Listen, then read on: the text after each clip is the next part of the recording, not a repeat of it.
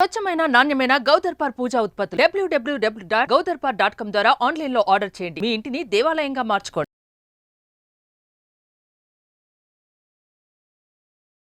నమస్కారం, నేను మీ జాహ్నవి. మనతో ఉన్నారు ప్రముఖ జ్యోతిష్య వాస్తు పండితులు, ప్రముఖ ఆధ్యాత్మికవేత్త, భారతీ శంకరపీఠ వ్యవస్థాపకులు, వేద స్మార్త జ్యోతిష్య ఆగమ ధర్మశాస్త్ర ప్రతిష్టాంత పండిత వర్యులు బ్రహ్మశ్రీ అన్నవరపు తిరుపతి మూర్తి అవధాని గురువు గారు మాట్లాడదాం. నమస్కారం గురుగారు. ఓం శ్రీ మహాగణాధిపతయే నమః.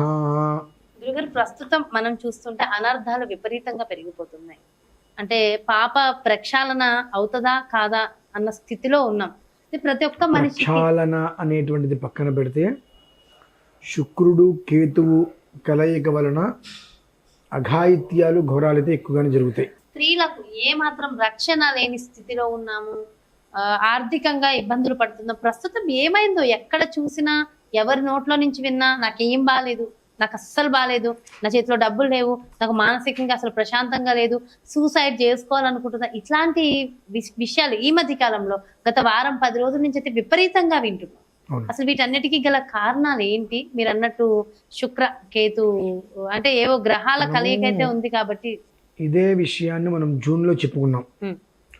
ఒక 2 నెలల తర్వాత వచ్చేటువంటి పరిస్థితుల్ని మనం తట్టుకోవడం కష్టమవుతుంది. చాలా జాగ్రత్త పడాలి. దాని ప్రభావం నుంచి మనం బయటపడాలంటే ఈశ్వరుడే మనకు రక్ష. జూన్ కూడా కదండి, మార్చి నుంచి మొదలుపెట్టి మనం చెప్పుకుంటూ వస్తున్నాము. ఆ ప్రభావం మనం తగలకుండా మన జాగ్రత్తలు మనం తీసుకుంటే బాగుంటుంది. ఈశ్వరారాధన చేయండి అని ఎన్నో రకాలుగా మనం చెప్పుకున్నాం. ఎవరికి వాళ్ళు స్వానుభవం అయితే తప్పితే మాకు బుద్ధి రాదు అన్నట్టుగా. మాకు కూడా ఒక దెబ్బ తగలాలండి, ఆ దెబ్బ తగిలితే మాకు కూడా అప్పుడు తెలుస్తుంది, మేము జాగ్రత్త పడతాము అని. మనం ఏముంటున్నాము, దెబ్బ తగిలిన తర్వాత చూసుకునేది ఏముంది, ఇంకా అనుభవించటమే. దెబ్బ తగలక ముందు పరిస్థితులు బాగాలేదు కాబట్టి ముందర స్థితిగానే తెలియజేస్తే జాగ్రత్త పడతారని మనం వివరిస్తూ ఉంటాం. ఆ ప్రభావం అనేటువంటిది పెరుగుతూనే వచ్చింది. ఇప్పుడు ఇంకొక 20 రోజుల పాటు దాని ప్రభావం మనం గట్టిగానే చూడక తప్పదు. శుక్రుడు కేతువు ఆ కలయిక అనేటువంటిది కొన్ని జీవితాలు ఏమో కానివ్వండి, మరికొన్ని జీవితాలు అయితే పూర్తిగా కూడా నలిగిపోతాయి. 2 కొంతమందికి అయితే పాపం ఏ దోషం లేకపోయినా అనర్థాలకు దారితీస్తుంది. అపవాదులకు వెళ్తారు, నీలాపనిందలు. ఎలా అంటే మీకు ఒక వైట్ పేపర్ తెలుసు కదా, వైట్ పేపర్ ఏమైనా వాసన వస్తుందా? శుద్ధం, ఏ వాసన రాదది. ఆ పేపర్లో మీరు కాస్త సమోసా కడితే ఏం వాసన వస్తుంది? పేపరు సమోసా ఆయిల్ వాసన వస్తుంది, ఆయిల్ దానికి అతుక్కుంటుంది. అలా అని చెప్పి అందులో సుగంధ ద్రవ్యాలు కడితే వాటికి సంబంధించిన అంటే ఏది చేస్తే పేపర్ ఆ వాసన వస్తుంది. కానీ పేపర్ది అయితే అందులో తప్పు ఉండదు కదా, మీరు వాడే విధానాన్ని అనుసరించి ఉంటుంది. మీరు రాస్తే 100 మందికి జీవితాన్ని ఇస్తుంది. ఒక మంత్రం రాస్తే కొన్ని జీవితాలకు ఇస్తూ ఉంటుంది. దాని మీద చండాలంగా ఏదైనా రాస్తే వారికి ఇబ్బంది వస్తుంది. ఆస్తి పత్రం రాస్తే ఒక మనిషికి ఆస్తి పేపర్ అవుతుంది. అది ఆ పేపరే కోట్లకి విలువ పేపరే అవుతుంది. దేనికి పనికిరాని మురికాలలో పడేది పేపరే అవుతుంది. అలా ఎలాంటి దోషము లేకపోయినా అపనిందలు పడేవాళ్ళు కొంతమంది ఉన్నారు పాపం. ఎదుటి మనిషికి ఉపకారంగా ఉండి, ఎదుటి మనిషికి మంచి చేయాలి, 10 మంది బాగు కోరాలి, 10 మంది బాగుండాలని చెప్పి కోరుకునే పరిస్థితుల్లో వాళ్ళు ఒక రకంగా వ్యవహారం చేసుకొని ఇబ్బంది పెట్టే పరిస్థితుల్లో కొంతమంది భిన్నత్వంలో ఏకత్వం అన్నట్టుగా ఏకాకులుగా మిగిలిపోయే స్టేజ్ కొంతమందికి ఉంది. మనం గత కొంతకాలం నుంచి చెప్పుకుంటాం ఈ పరిస్థితి రావద్దు అని. అయినా ప్రతి ఒక్కళ్ళు కూడా అనుభవంలోకి వస్తే తప్పితే మేము మారము అనుకుంటే మనం ఏం చేస్తామండి? అనుభవించడం అని చెప్పడమే. మనం చేసేది మనం చెయ్యాలి. ఆ ఒక్క ఫలితం పొందిన వాళ్ళు పొందుతారు. ఆ ఫలితంతో కాదండి, మేము అనుభవించిన తర్వాత ఆనాడు నమ్మి మేము ముందుకు వస్తామన్నప్పుడు అనుభవించడం వద్దు అని అంటాము. కాదు అంటే అనుభవించే వరకు చూస్తాము. చెడితే వినకపోతే చెడితే చూడమన్నారు. కాబట్టి ఆ అనుభవించిన తర్వాతైనా వాళ్ళు బాగుపడటానికి ఇంకొక అవకాశంగా భగవంతుడు ఇవ్వాలి మనం కోరుకుంటూ ఉంటామండి. అది దీన్ని ఇప్పుడు జరిగేటువంటి విధానం. అవి దృష్టిలో ఉంచుకొని కదమ్మా మనం ఇంత రుద్రపారాయణలు చేసుకోండి, రుద్రాభిషేకాలు చేసుకోండి అని చెప్పి 3-4 నెలల నుంచి మొత్తుకుంటున్నాం. అది దృష్టిలో ఉంచుకొనే ఇప్పుడు మనం కేదార్నాథ్ వెళ్ళడానికి కూడా మూలం. అయితే కేదార్నాథ్ అన్నారు కదా, ఇన్ని క్షేత్రాలు ఉండగా కేదార్నాథ్ని ఎందుకు ఎంచుకున్నారు మీరు నిర్వహించేటటువంటి ఈ కార్యక్రమానికి? కేదార్నాథ్ మౌక్తిక క్షేత్రం, ముక్తిని ప్రసాదించేటువంటిది. భుక్తిని కూడా ప్రసాదించేటువంటిది, ఏకకాలంలోనే ప్రసాదించేటువంటిది కేదార్నాథ్. అయితే కేదార్నాథే ఎందుకు వెళ్ళాలి అంటానికి కొన్ని ప్రమాణాలు తీసుకున్నప్పుడు ఇంతగా ఎందుకు ప్రబలిల్లిపోయింది ఈ ప్రమాదాలు, దీని నుంచి వచ్చేటువంటి దోషాలు ఏంటి, దోష ప్రభావం అనేటువంటిది ఏ స్థితిలో అనుభవిస్తున్నారు, దాని నుంచి ఎందుకు ఎట్లా బయటపడతాము అనేటువంటి స్థితిలోనే కేదార్నాథ్ అనేటువంటి తీసుకోవడం జరిగింది. అసలు ఈ దోషాలు ఎలా వస్తున్నాయి? రోమ బ్రహ్మ మహర్షి అని ఉన్నారమ్మ. ఎవరు? రోమ బ్రహ్మ మహర్షి. ఆ రోమ బ్రహ్మ మహర్షి అని అంటే మనకు ఒంటి మీద అక్కడక్కడ వచ్చేటువంటి ఆయన గుళ్ళంతా రోమాలే ఉంటాయి, కళ్ళు కానీ మొత్తం అంతా రోమాలే ఉంటాయి ఆయనకి. ఆయన శరీరం మించి ఒక వెంట్రుకి రాలి కింద పడితే ఒక బ్రహ్మ చనిపోతాడు, ఒక బ్రహ్మ చనిపోతాడు. మనకు తెలిసింది బ్రహ్మాష్టం ఒకటే బ్రహ్మగా అనుకుంటాం. ఒక బ్రహ్మ చనిపోతే ఒక వర్తం అక్కడికి పూర్తవుతుంది. ఆ బ్రహ్మ ఎప్పుడు చనిపోతాడు అంటే ఇక్కడ మనం చేసేటువంటి అనర్థాలు అకృత్యాలు అపరిమితంగా అయిపోయినప్పుడు శిశుపాలుడికి 100 తప్పుల వరకు కృష్ణుడు క్షమాభిక్ష పెట్టినట్టుగా కొంత కాల వ్యవధి ఉంటుంది. ఆ కాల వ్యవధి దాటే వరకు ఎవరైనా మాంతారేమో అనుకుంటారు. అది పెరిగి పెరిగి పెరిగి వెళ్ళినప్పుడు దాని పాపం పండినప్పుడు ఆ రోమ బ్రహ్మ మహర్షి నుంచి ఒక రోమం ఊడిపోయినప్పుడు ఒక బ్రహ్మ చనిపోతారు. ఆ చనిపోవడంతో బ్రహ్మహత్య మహాపాతకం చుట్టుకుంటుంది. ఆ చుట్టుకున్నప్పుడు దాని ప్రభావం ఎలా ఉంటుంది అంటే కంటి నిండా అన్ని వస్తువులు కనిపిస్తాయి, చేతికి అంతా అందేటట్టు ఉంటాయి, నోట్లోకి తినలేం, నోట్లోకి అంటే అనుభవించలేం, చూసి ఆనందపడటమే తప్ప పదార్థాలు ఏవైనా సరే కడుపులోకి తిని అమ్మయ్య కడుపు నిండా పడుకుందాం అనేటువంటి స్థితి వాళ్ళకి రానివ్వదు. చక్కగా అదేదో సినిమాలో నేను మంచం పెద్ద చేసుకుంటానట్టుగా పెద్ద పెద్ద మంచాలు ఉంటాయి, దాన్ని ముట్టుకోగానే నిద్ర చేసేంత మంచాలు ఉంటాయి, కానీ అక్కడ కూర్చున్నా పడుకున్నా ఏసీ వేసుకున్నా నిద్ర రాదు, గిజగిజలాడుతూ ఉంటారు. దాని ప్రభావం తిననివ్వదు, పడుకోనివ్వదు, కూర్చొనివ్వదు, చుట్టూతో పనులు చూపిస్తుంది, ఒక్క పని నీకు ఉండదు, అంత అగమ్య గోచరం. ఎండమావులు ఉంటారు చూసారమ్మా, అటువంటి స్థితికి జీవితాన్ని నడిపించేస్తుంది. ఆ స్థితి ఉన్నప్పుడు జీవితంలో వాళ్ళకి ఎదుగునే ఉంటుంది, ఎంతసేపటికి దిగటమే స్థితి.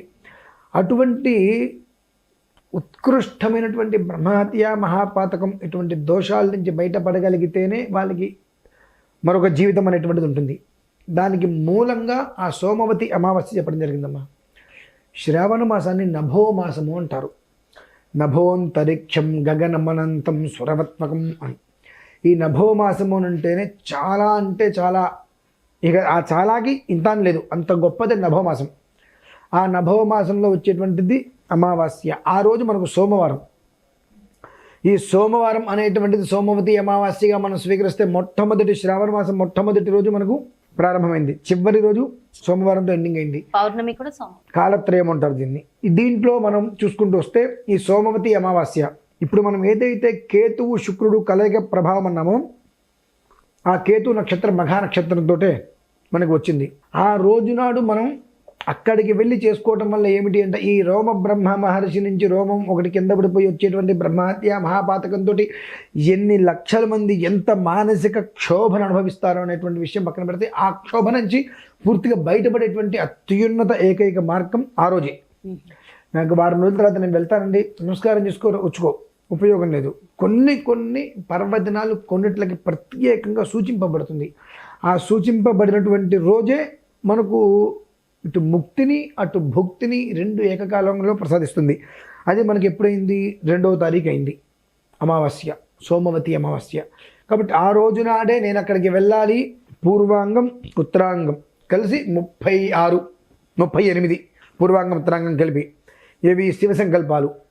ఆ శివ సంకల్పం అంటే ఏమిటి అంటే మన సంకల్పం ఏదైతే ఉంటుందో తన్మే మనఃశివ సంకల్పమస్తు, మనస్సులో ఈ సంకల్పం నాకు ఉన్నది, తతు మే మనః శివ సంకల్పం అస్తు. దీన్ని పదచ్ఛేదం చేస్తే ఇంకొక రకంగా ఉంటుంది, నేను నార్మల్గా చేశాను. తతు మే మనః, నా మనస్సులో ఉండేటువంటి సంకల్పం ఇది, తన్మే మనఃశివ సంకల్పమస్తు. యదత్ర షష్ఠం త్రిశతకం సువీర్యం యజ్ఞస్య గుహ్యం నవనాభమాయ్యం దశ పంచ త్రిగుంశతం యత్పరం తన్మే మనఃశివ సంకల్పమస్తు. యజ్జాగ్రతో దూరముదైతి సర్వం తత్సుప్తస్య తథైవైతి దూరంగమం జ్యోతిషా జ్యోతిరేకం తన్మే మనఃశివ సంకల్పమస్తు. యదత్ర షష్ఠం త్రిశతకం సువీర్యం అని కొన్ని మంత్రాక్షరాల్ని కలిపినటువంటి విశేషమైనటువంటి శివ సంకల్పం మహాన్యాసానికి మూలం. అవి 36 అనులోమ విలోనంతో 38. ఆ శివ సంకల్పాలతో ప్రత్యేకంగా రుద్రాన్ని సంపుటి చేసి అక్కడ పారాయణ అభిషేకము చేయటము వలన ఏం కలుగుతుంది అంటే ఈ బ్రహ్మహత్యాది మహాదోషాలు, బ్రహ్మహత్య, భ్రూణహత్య, వీరహత్య. భ్రూణహత్య అంటే మనకు తెలుసు కదండి, అబార్షన్స్ జరిగిపోవటం ఒకటైతే అబార్షన్స్ చేయించడం, అంతేకాకుండా ఏదైనా ఒక గుడ్డుని విచ్ఛిన్నం చేయడం భ్రూణహత్య. ఆ భ్రూణహత్య లాంటి మహాదోషాలు, బ్రహ్మహత్య లాంటి మహాదోషాలు, వీరహత్యముల దోషములు మనకు తెలుసో తెలియకో అవతల వాళ్ళ కోసమనో మొహమాటం కోసమనో కష్టమనో తప్పనిసరో తప్పు లేదనో తప్పకనో కొన్ని రకాలుగా కొన్ని ఇబ్బందులు మనం పడవలసి వస్తుంది. మనం చేసేవన్నీ కూడా మన కుటుంబం మీద పడుతూ ఉంటాయి. అటువంటిది లేకుండా బయటపడాలి అంటే దానికి ఏకైక పర్వదినం పరిష్కార మార్గం ఆ ఒక్కరోజేనమ్మ. అది కూడా కేదార్నాథ్ అక్కడే చేయాలంటే అంటే మౌక్తిక లింగం. అక్కడికి రాలేని పక్షమైతే మనకు పరిసరాల్లో 2 ఆలయాలు ఉన్నాయి. మొట్టమొదటిగా దానికి మీరు సద్వినియోగం చేసుకోవాల్సిన ఆ క్షేత్రం. అక్కడికి ఒకవేళ రాలేకపోతున్నామండి, మా వల్ల కావట్లేదు, దగ్గరగా ఏవైనా ఉన్నాయా అంటే మనకు పెద్దకల్లేపల్లి బ్రహ్మసూత్రం కలిగినటువంటి స్వామివారు శివుడు, కాశీ విశ్వేశ్వర స్వామివారు. దక్షిణంగా కృష్ణ వెళ్తుంటుంది అక్కడ. అది అక్కడ మొన్ననే మనం మహాకుంభాభిషేకం కూడా చేసుకొచ్చాం. ఆ ఆలయానికి వెళ్ళి దర్శనం చేసుకొని అక్కడ అభిషేకం చేసుకొని రావటం, నిద్ర చేసి. ఇకపోతే మనకి ఇక్కడే ఘట్కేసర్లో వెంకిరియాల మనం పూర్వం ఒక దేవాలయం చేసాం. ఆ ఆలయానికి ఆనుకొనే అభీష్ట సిద్ధిలింగేశ్వరుడు 745 సంవత్సరాల క్రితం ఆ పేరును భక్తులు స్వామివారికి పెట్టారు. కోరిన కోరికల్లో తీర్చేస్తున్నాడు ఆయన, మన అభీష్టాలు అనేటువంటి వెంటనే తీరుస్తున్నారని చెప్పి అభీష్ట సిద్ధిలింగేశ్వరుడు అని చెప్పి ఆయనకి భక్తులు పేరు పెట్టారు. ఆ ఈశ్వరాలయంలో లేదా పెద్దగల్లేపల్లిలో ఈ రెండిట్లో వెళ్ళి అభిషేకం చేసుకోవడం అనేటువంటిది శ్రేయోదాయకం. అన్నాభిషేకం చేసుకుంటే ఇంకా శ్రేయోదాయకం. ఇంకా అన్నాభిషేకం కష్టమైంది, చల్లటి నీరు, ఆ నీటితో అభిషేకం చేయటం అత్యంత శ్రేయోదాయకం. కేదార్నాథ్కి మొట్టమొదటి అవకాశం ఇవ్వండి. అది లేని పక్షం ఈ 2 ఆలయాలు ఎక్కడైనా ఇబ్బంది లేదమ్మా, మనకు చేసుకోవచ్చు. సంతోషం గురువు గారు. మొత్తానికైతే మనకున్నటువంటి గతి నుంచి బయటపడడం కోసం, మంచి ఉన్నత స్థితి వెళ్ళడం కోసం అద్భుతమైన పరిహారాన్ని చెప్పారు. Thank you so much. నమస్కారం. సో అదండి, మరి మనకున్నటువంటి దుస్థితి నుంచి బయటకు వచ్చి అద్భుతమైన స్థితికి మనం వెళ్ళాలి. ఈ డిప్రెషన్స్ నుంచి, సూసైడ్ అటెంప్ట్స్, ఆ సిమ్టమ్స్ నుంచి కానీ, లేదా మనకున్న ఈ బ్యాడ్ సిచ్యువేషన్స్ నుంచి ఆర్థికంగా మనం ఇబ్బందులు పడుతున్నాం, బట్ అన్నిటికి సంబంధించి బయటకు వచ్చి మనం ఉన్నత స్థితికి వెళ్ళాలంటే కొన్ని పరిహారాలు చాలా ఉత్తమం. అందులో సోమవారం సోమవతి అమావాస్య కాబట్టి ఆ రోజు కొన్ని క్రియలు చేయడం మరింత మంచి ఫలితాన్ని ఇస్తుందని గురుగారు డీటెయిల్ గా ఎక్స్ప్లెయిన్ చేశారు కదా. మరి ఆ ప్రత్యేకమైన పూజకు సంబంధించి, కేదార్నాథ్ స్వామి యాత్రకు సంబంధించి కానీ, అలాగే మీ జాతకానికి సంబంధించి కానీ, లేదంటే మీ ఇంటి వ్యాపార వాస్తుకు సంబంధించి కానీ గురువు గారిని సంప్రదించాలి. అపాయింట్మెంట్ కావాలనుకుంటే క్రింద డిస్ప్లే అవుతున్నటువంటి నెంబర్స్ కి కాల్ చేయగలరు. నమస్తే. సుమన్ టీవీలో మీ పర్సనల్ అండ్ బిజినెస్ ప్రమోషన్స్ కోసం కింది నెంబర్ కి కాంటాక్ట్ చేయండి.